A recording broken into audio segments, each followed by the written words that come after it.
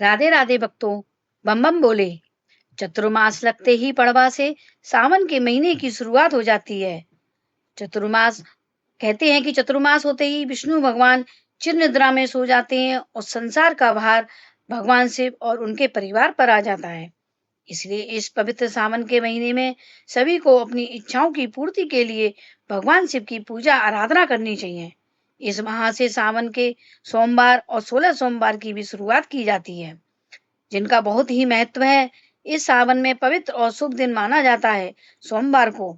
इस दिन व्रत रखकर पूजा करने वाला व्रतधारी सभी फलों को पाता है।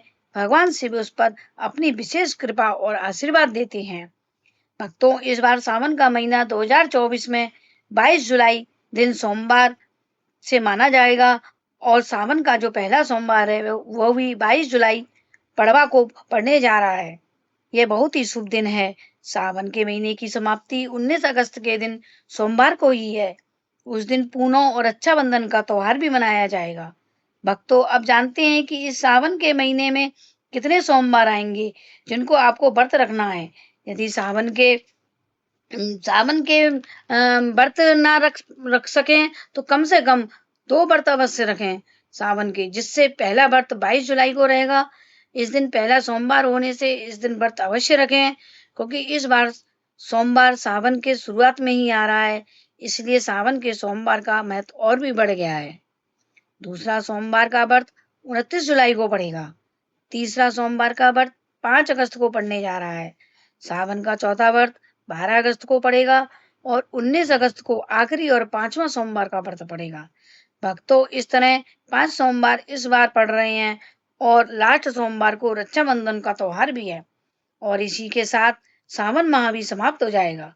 भक्तों, अब बात करते हैं सावन में वो कौन सी गलतियां हैं जो हमको नहीं करनी चाहिए या जिनको करने से भगवान भोलेनाथ नाराज हो जाते हैं, और कुछ ऐसे फल और सब्जियां हैं जिनको हमें बिल्कुल भी इस सावन के महीने में नहीं खानी चाहिए, अन्यथा भोले बाबा आपसे नाराज हो सकते हैं, आपका व्रत भी टूट सकता है। आइए जानते हैं कुछ ऐसी सावधानियां जिनका हमें इस सावन के महीने में ध्यान रखना चाहिए। सबसे पहली बात यह है कि जो व्रत रखने वाला व्रतधारी है, व्रत वाले दिनों से किसी और के घर जाकर कुछ भी नहीं खाना चाहिए और ना ही किसी दूसरे के घर जाकर अपना व्रत खोलना चाहिए। इससे तुम्हारे व्रत का जो फल है आधा, वो जिसके घर का तुम अन्न खाते हो उसको मिल जाता है।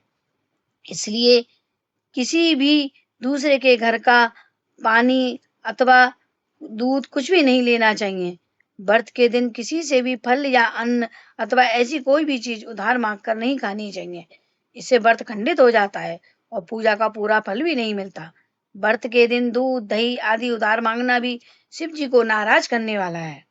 इसके अतिरिक्त इस सावन मास में झूठ बोलने से बचना चाहिए और किसी की चुगली आदि भी नहीं करनी चाहिए। जहाँ तक हो सके इस माह उधार लेने से बचना चाहिए और ना ही किसी से उधार मांग कर खाना चाहिए। लेकिन यदि प्रसाद आदि किसी ने यदि अपनी स्वेच्छा से दिया है तो उसे आप खा सकते हैं। लेकिन जहाँ तक हो सके इन सब से बचना चाहिए, क्योंकि इस तरह लेकर खाने से पाप तो लगता ही है, संग में व्रत करने वाले भी की पतिव्रता भी नष्ट हो जाती है। तीसरी बात, व्रत चाहे सोमवार का हो या और कोई व्रत हो, व्रत में नाशपाती ना खाएं, क्योंकि नाशपाती का अर्थ है नाश करने वाली। इस फल से व्रत में दूर ही रहना चाहिए, अन्यथा ये व्रत का नाश करती है। अन्य दिनों में जब व्रत ना हो तो इस फल को खा सकते हैं। चौथी चीज है प्याज। आपको बता दें कि माँ पार्वती ने शंकर जी के लिए खाने की थाली लेकर जा रही थी और उस थाली में से प्याज नीचे गिर गई। इससे नाराज होकर पार्वती जी ने प्याज को श्राप दे दिया और पहचान के लिए उसमें बदबू दे दी। इसलिए हर शिव भक्त को चाहिए कि इस पूरे सावन मास में प्याज लहसुन ना खाएं। प्याज लहसुन की शास्त्रों में भी मना करी गई है। प्याज का सेवन करने से पाप तो लगता ही है, शिव जी और माँ पार्वती जी भी नाराज होते हैं। पांचवी चीज है शुद्धता। जहां भी शिव जी रखे हो अथवा पूजा का सामान रखा हो, वहां शुद्धता का ध्यान रखें। उस जगह से चप्पल जूते दूर रखें। साथ ही ध्यान रखें कि जो भी पूजा की सामग्री हो वह शुद्ध और गंगा जल से धुली हो, उसमें कीड़े वगैरह ना हो तथा कोई भी सामान झूठा ना हो, अन्यथा आपको मिलने वाला फल नष्ट हो जाता है और देवी शक्ति नाराज हो जाती है। छठी चीज है महिलाओं का मासिक धर्म में पूजा पाठ करना। कई बार ऐसा होता है कि महिलाएं मासिक धर्म से ही हो जाती हैं, फिर भी पूजा पाठ करती रहती हैं, अथवा मंदिर चली जाती हैं, परंतु यह सही नहीं है। महिलाओं को जानकर अनजान नहीं बनना चाहिए। यदि आपको मासिक पीड़ा हो रही है, तो मंदिर से दूरी बनाएं और मूर्ति के स्पर्श करने से बचना चाहिए।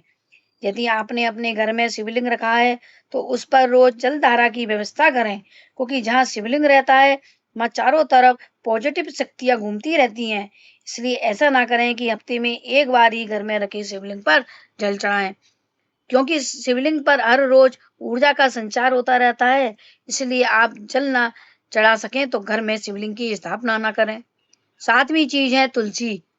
तुलसी जी कहते हैं कि कभी भी महादेव पर नहीं चढ़ानी चाहिए, क्योंकि तुलसी पतिव्रता है और वह सिर्फ विष्णु जी पर ही चढ़ाई जाती है। शिवलिंग पर तुलसी जी ना चढ़ाएं। वो आप शिवलिंग पर तुलसी जी की मंजरी चढ़ा सकते हैं, क्योंकि मंजरी वंश बढ़ाने की प्रतीक है। इसलिए शिव जी की पूजा करते समय ध्यान रखें कि शिव जी की पूजा में तुलसी का इस्तेमाल ना करें और ना ही शिवलिंग अथवा गणेश जी को तुलसी के गमले के अंदर रखें। 8वां नंबर है, यदि आप शारीरिक रूप से अशुद्ध हैं या आप मांस मदिरा का सेवन करते हो, तो आपको मंदिर के आसपास जाने से भी बचना चाहिए। अन्यथा ऐसा करने वाला मनुष्य नरक में जाता है।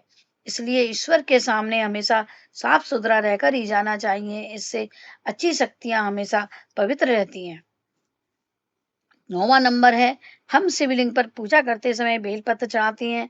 ये शिव जी के 3 नेत्र माने जाते हैं, परंतु हमें बेलपत्र चढ़ाते समय सावधानी रखनी चाहिए कि बेलपत्र कटे फटे ना हो। वे हमेशा साबुत और नोक वाले होने चाहिए, क्योंकि शिव पर बेलपत्र चढ़ाने से मृत्यु के बाद शिवलोक की प्राप्ति होती है। बेलपत्र को शिव जी पर चढ़ाने के लिए एक दिन पहले ही बेलपत्रों को तोड़ देना चाहिए।